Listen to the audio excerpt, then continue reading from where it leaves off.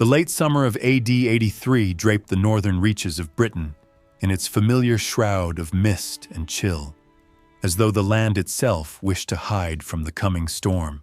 Across the rugged highlands of Caledonia, where mountains clashed with the sky and forests swallowed the light, a Roman army advanced with the slow, deliberate confidence of an empire that believed the world itself would eventually bend before its will. At its head marched Gnaeus Julius Agricola, Rome's governor in Britain, a man as disciplined and relentless as the legions he commanded. Agricola had already spent 7 years carving his way through the British Isles, pushing farther north than any Roman general before him. He had marched through rebellion, crushed tribes, built forts on lands no Roman had ever dared to tread. And now only one obstacle remained: the fierce, fractured, but unbroken peoples of Caledonia. They had watched Rome swallow the world piece by piece, and now they stood as the final free tribes of Britain.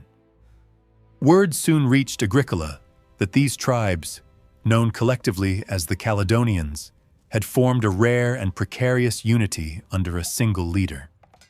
His name was Calgacus, a man whose deeds would have been lost to time had they not been recorded by Agricola's own son-in-law, the historian Tacitus. Through Tacitus's pen, Calgacus emerged as a warrior of commanding presence, an orator who stirred his people with fiery defiance, and a leader who understood that this battle would be the final line between freedom and submission.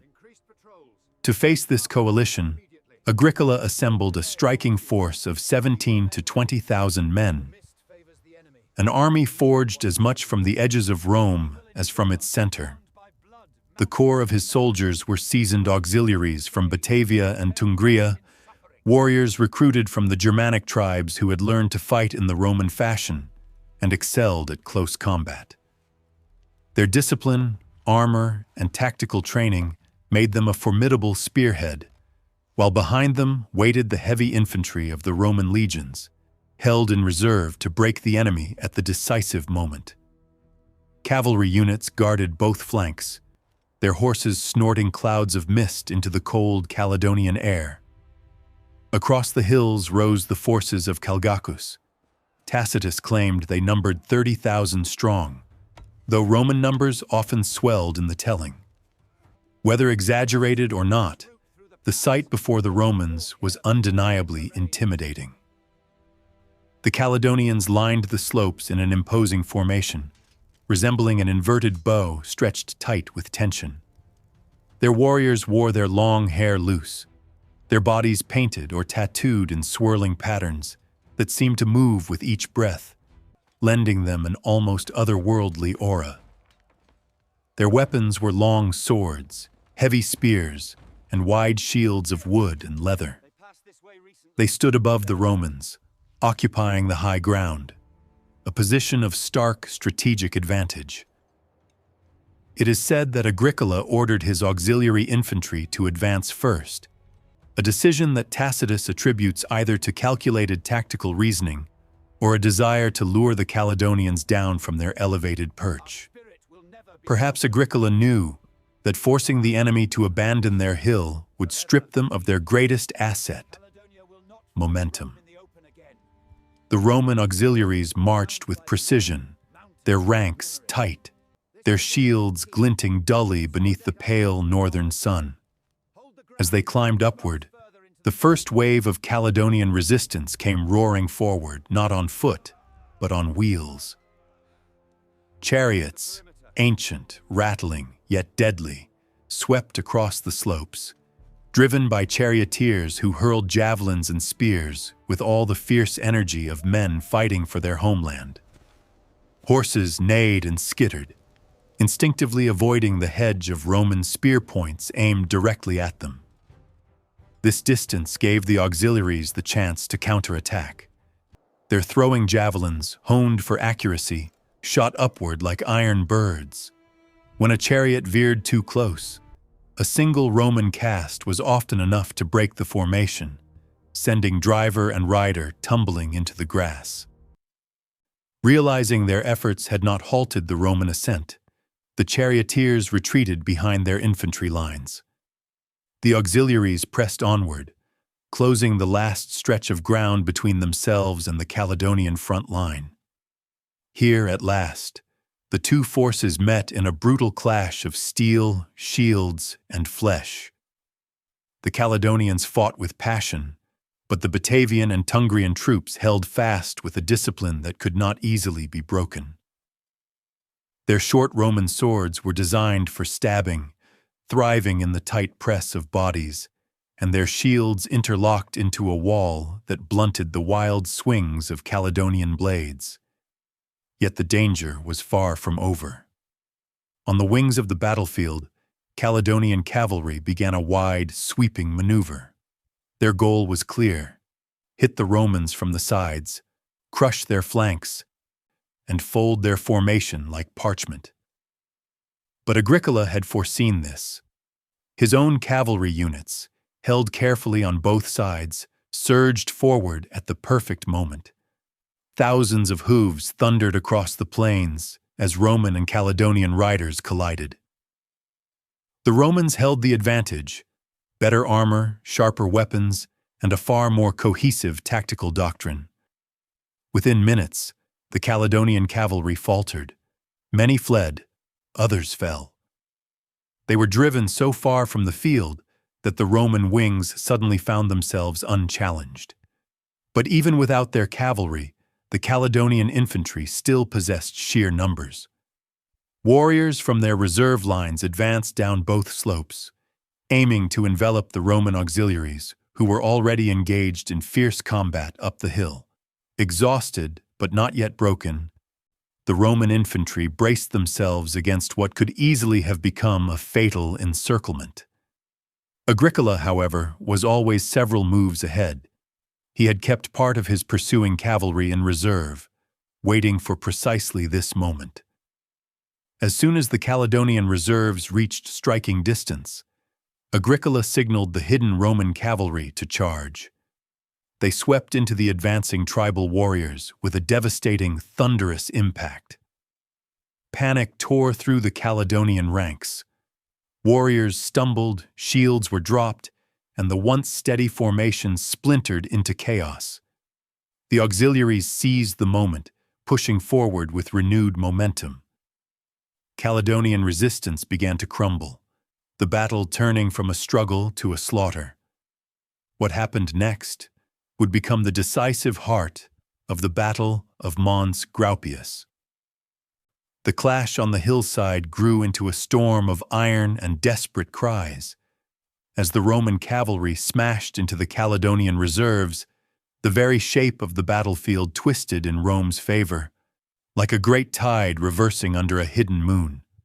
Caledonian warriors who moments before had advanced with confidence now found themselves thrown into disarray, caught between the disciplined thrust of the auxiliaries and the crushing weight of the cavalry. The hill that had seemed their shield now became a trap, hemming them in while panic seeped into their ranks. Calgacus, watching from the higher slopes, must have felt the shifting momentum long before the rout began.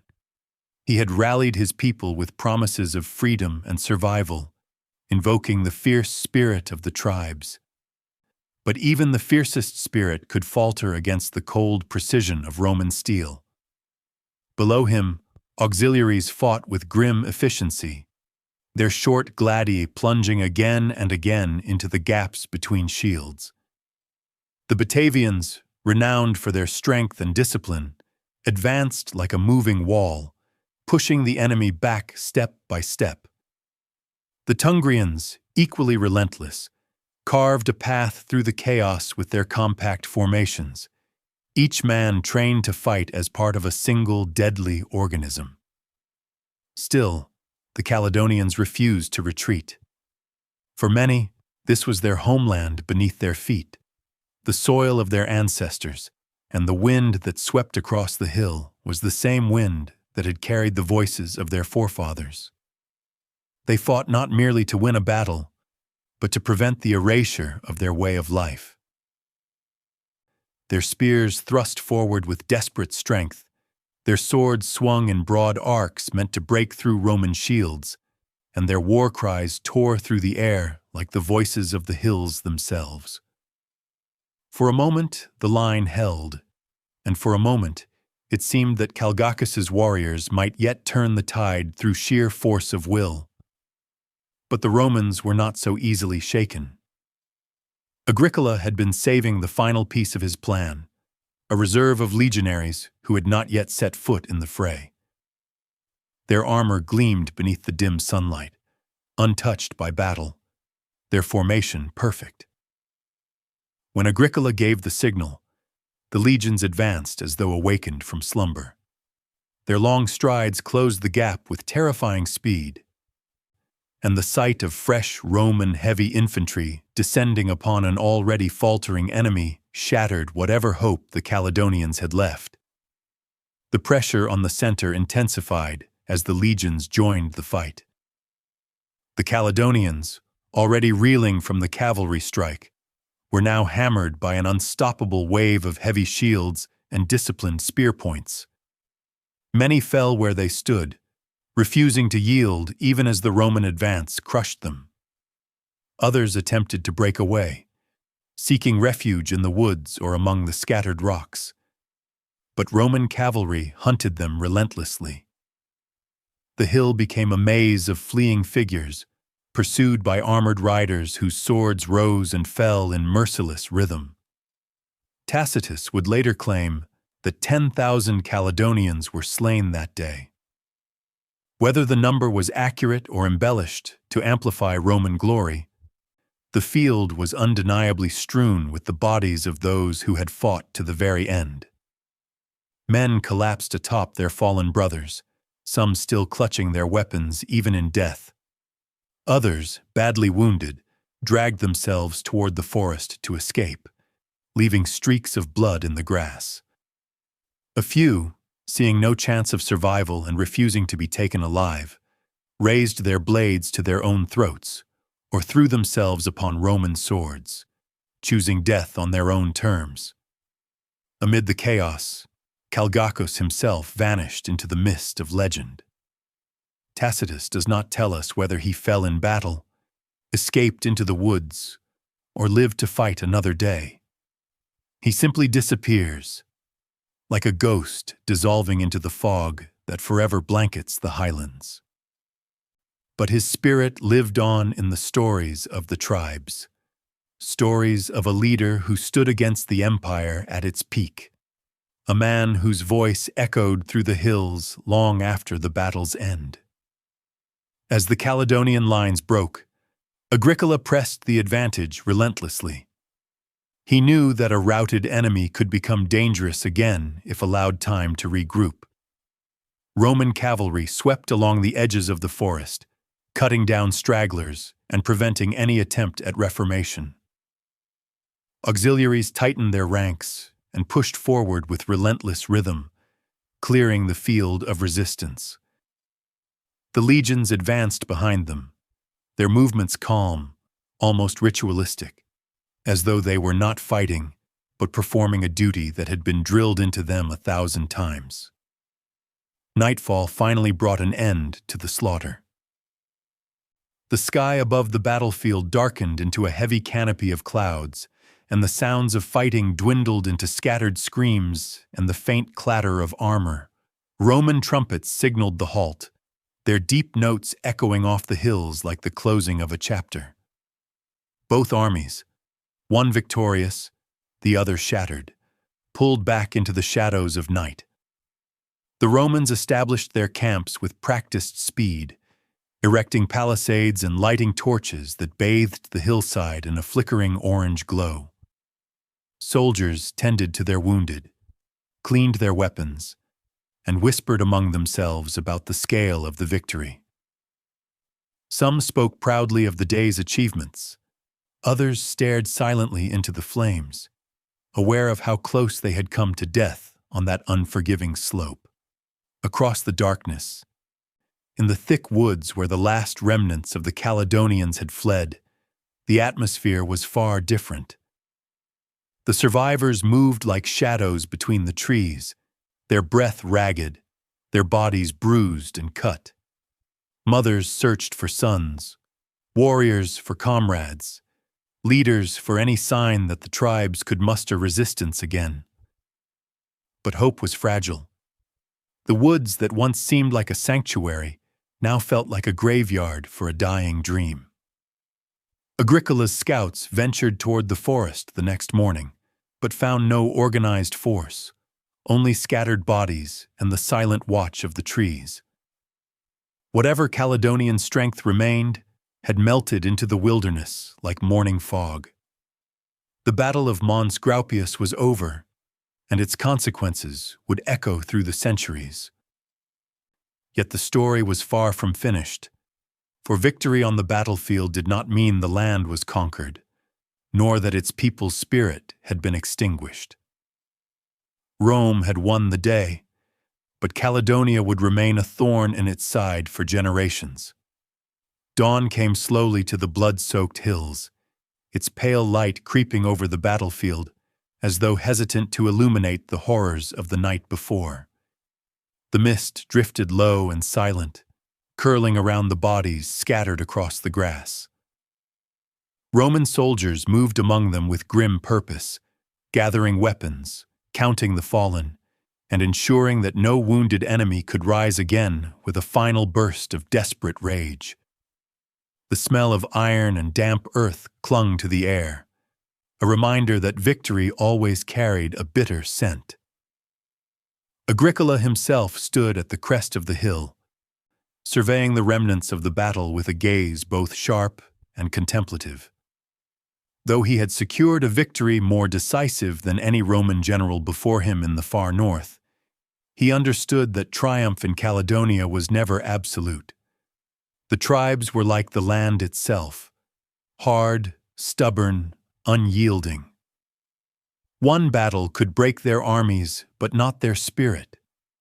And Agricola, with years of command behind him, knew that the true challenge would come not from the warriors slain yesterday, but from those who slipped silently into the forests, vowing revenge. Yet in Rome's eyes, the victory at Mons Graupius was a jewel worthy of celebration. Here, on the edge of the known world, Agricola had defeated a coalition that might have challenged Rome's hold on Britain.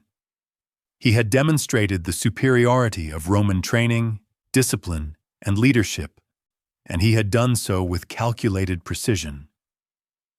Tacitus would later memorialize this triumph in his writings, giving Agricola a place in history that even emperors could not diminish. But on the ground, the victory felt less like glory and more like exhaustion. Soldiers tended to their comrades, cutting strips of cloth for bandages, boiling water over hastily built fires, and murmuring prayers to the gods for those who would not survive their wounds. Some auxiliaries wandered the field in search of fallen friends, their steps heavy as they flipped bodies only to find unfamiliar faces staring blankly at the sky. The trauma of battle lingered in their eyes, a mix of relief and sorrow born from having lived through yet another day of slaughter. Beyond the Roman camp, the forest remained eerily quiet. Scouts returned with little to report. No ambushes, no regrouping forces, no sign that Calgacus or any other leader planned to renew the fight. It was as if the woods themselves had swallowed the survivors whole. Some whispered that the Caledonian spirits had retreated deeper into the wilderness to gather their strength, that they would return like wolves at the scent of weakness. Others believed the tribes had been broken beyond repair, destined to fade into scattered clans, too small and too weary to mount a new resistance. Agricola refused to indulge in either fantasy. He ordered his men to remain alert and established patrols along the forest's edge, knowing well that an enemy beaten was not an enemy gone. If the Caledonians were watching, he intended to show them that Rome did not tire after victory. Rome dug in, fortified, and prepared for whatever came next. Yet even as the Romans worked, the land seemed to resist their presence.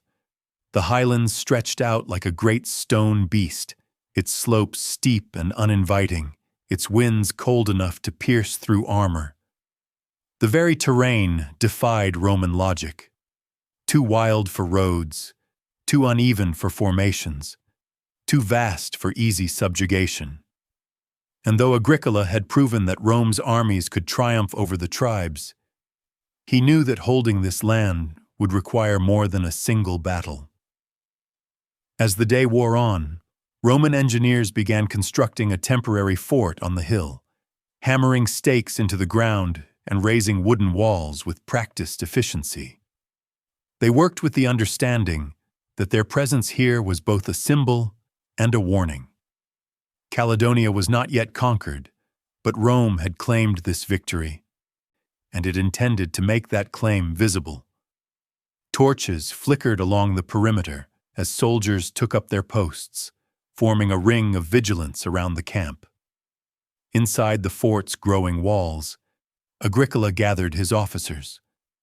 Maps were spread across a wooden table, weighted down with stones to keep the wind from carrying them away.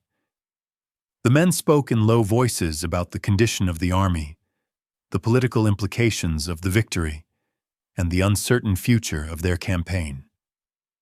Some urged Agricola to pursue the retreating tribes into the depths of the highlands, to crush whatever resistance remained before it could take root again. Others advised caution, warning that further advance might stretch their supply lines too thin or led them into unfamiliar traps. Agricola listened to each argument, weighing the risks with the instincts of a seasoned commander. He knew that decisive action could bring lasting peace, but he also understood the limitations of his force and the dangers of pushing too far into a land that offered more hostility than reward. There were no cities here to capture, no fertile plains to claim, only hills, forests, and fierce warriors who would rather die than submit. Across the highlands, Caledonian survivors gathered in small groups, hidden beneath the canopy of ancient trees. They tended their wounds in silence, the crackle of distant Roman fires echoing faintly through the night. Men who had never known fear now found themselves shaken, mourning comrades and leaders who had fallen. Though the Roman victory had been overwhelming, the embers of defiance still glowed. Some whispered that Calgacus still lived, that he would return to rally them again. Others spoke of withdrawing deeper into the mountains, to lands where no Roman had set foot, where they could rebuild in the shadows. But the tribes understood that something irreversible had happened on that hillside. They had stood united for the first time in living memory, and it had not been enough. Now they would need new strategies, new alliances, or perhaps a new way of resisting altogether.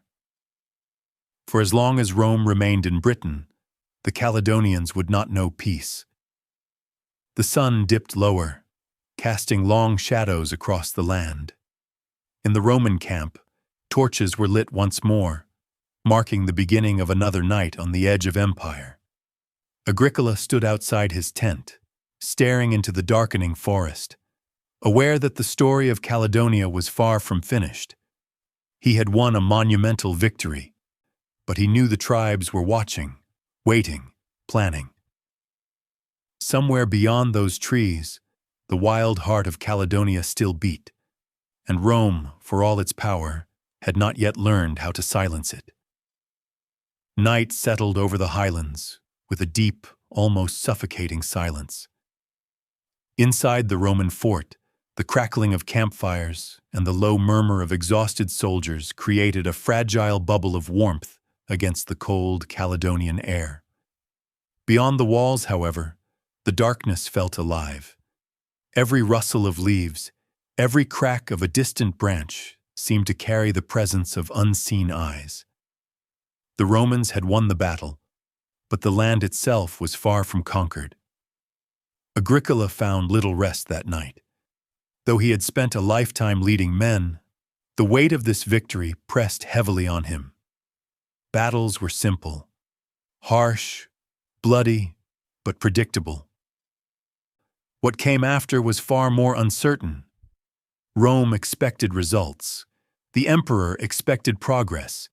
Yet here at the world's edge, progress felt like a fragile illusion, easily shattered by the simplest misstep. Still, Agricola understood that momentum was everything. If the tribes believed Rome would hesitate, they would return like wolves sensing weakness. So before dawn's first light brushed the sky, he ordered his officers to prepare the army to move. The men packed their gear with quiet efficiency, the lingering fatigue of battle settling into their bones. They formed ranks just as the sun began to rise, its faint glow pushing back the night's shadows. The fort, hastily built but sturdy, stood as a reminder of their presence, a marker carved into the land to show that Rome had come, fought, and prevailed. But Agricola did not intend to linger on this hill. Victory meant nothing if it did not lead to stability, and stability would not come from resting on the ruins of battle. The army marched northward, deeper into the wild heart of Caledonia. The terrain grew harsher with every mile. Jagged rocks jutted out from the earth like the bones of ancient beasts, and dense forests seemed to press inward as though trying to swallow the invaders whole.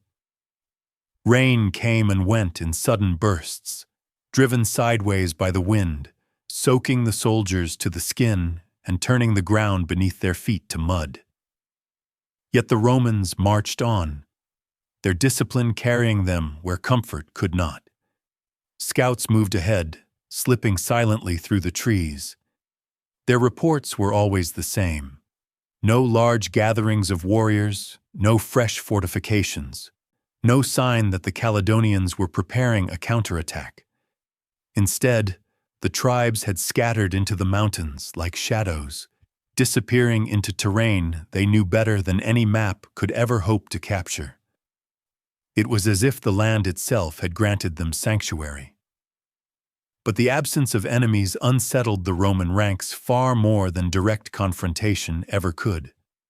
Soldiers whispered that the tribes were watching them from the treetops or tracking them from behind rocks, waiting for the perfect moment to strike. The wind seemed to carry voices that were not there, the distant echoes of the warriors they had fought only days before. Every sound became a threat. Every shadow seemed to hide an ambush. Agricola sensed this unease, and though he did not fear the Caledonians returning in force, he feared what creeping doubt could do to disciplined men. So he ordered the construction of a chain of forts across the territory, each positioned to support the next. These outposts would act as a spine stretching into the highlands, a permanent Roman presence that would break the land into manageable pieces. Engineers worked tirelessly, cutting timber, raising walls, and digging ditches, while soldiers stood guard with eyes fixed on the surrounding wilderness. Days passed, each one blending into the next. The Romans continued their march, carving roads through the woods, clearing paths across rocky slopes, and planting the seeds of Roman order in a land that resisted it at every turn. Though the Caledonians remained hidden, signs of their presence lingered everywhere. Abandoned huts, footprints in the mud, a recently extinguished fire beneath a stone overhang, clues that the tribes were near, unseen yet always present. One evening, just as the light began to fade, a Roman patrol returned with a prisoner. He was a Caledonian warrior, captured after attempting to scout the camp. His hair was wild, his body painted with blue spirals that glowed faintly in the firelight. He stood tall despite his shackles, meeting Agricola's gaze with a mixture of defiance and resignation. The governor questioned him, but the warrior offered only silence. It was not fear that held his tongue, but pride. He had survived Mons Graupius, and though defeated, he would not give Rome the satisfaction of hearing his voice tremble. Agricola dismissed the man, ordering that he be treated humanely. Rome had many tools at its disposal: violence, intimidation, diplomacy, and Agricola preferred to use them with precision rather than cruelty. But as he returned to his tent, one thought haunted him. The tribes had not given up. They were merely waiting. The deeper the Romans pushed into Caledonia, the more the land turned against them. Narrow passes forced them into single-file marches, vulnerable to ambush. Sudden storms washed away their progress, and thick fog reduced visibility to almost nothing. Supplies grew thin, and foraging became increasingly difficult in the unforgiving terrain. 3 men disappeared during a scouting mission, and though the forest revealed no trace of them, everyone knew their fate. Whispers of unseen hunters spread through the ranks, growing like poison. Agricola realized that he stood at a crossroads. Pressing too far risked losing control of his army to exhaustion and fear, but withdrawing without securing dominance would invite rebellion the moment his back was turned. Caledonia was not a land that could be conquered by strength alone. It required patience, vigilance, and an understanding that some victories were not won through battle, but through endurance. One night, as the army camped in a sheltered valley, Agricola stood outside his tent, staring up at the stars that flickered faintly through the shifting clouds. He thought of the frozen silence in the hills, of the tribes scattered but unbroken, and of Rome, so distant yet omnipresent in the expectations that weighed upon him. Behind him, the campfires glowed like islands of light in an endless sea of darkness. Before him stretched a land that would never surrender, not fully, not truly. He knew then that Mons Graupius had not been the end of the conflict, but merely its beginning. The valley remained restless through the night, as if the very earth beneath the Roman camp refused to sleep. Winds swept down from the northern peaks, carrying with them the distant cries of birds and the eerie whistles that echoed through deep ravines. Though the fires burned brightly, casting warm circles of light, the darkness beyond those circles felt impenetrable. The Caledonian wilderness, vast and untamed, seemed to breathe with a life of its own, a life that cared nothing for the ambitions of Rome. Agricola awoke before dawn, the cold air biting at his skin. He stepped from his tent and surveyed the faint outline of the distant hills. They rose like immense shadowed teeth against the horizon, their ridges softened by drifting fog. It was a hauntingly beautiful land, yet one filled with quiet defiance. Each tree seemed an ancient sentinel watching his army's every move, and each gust of wind whispered warnings in a tongue far older than Latin. His officers assembled shortly afterward, their cloaks wrapped tightly around their shoulders, faces still etched with fatigue. The night had offered little rest for any of them. As they gathered around a map spread across a wooden table, Agricola understood what his men did not dare say aloud. They had reached the limits of what could be achieved through force alone. Pushing farther into Caledonia would yield no decisive victory, only a slow, grinding attrition that would drain morale and fracture discipline.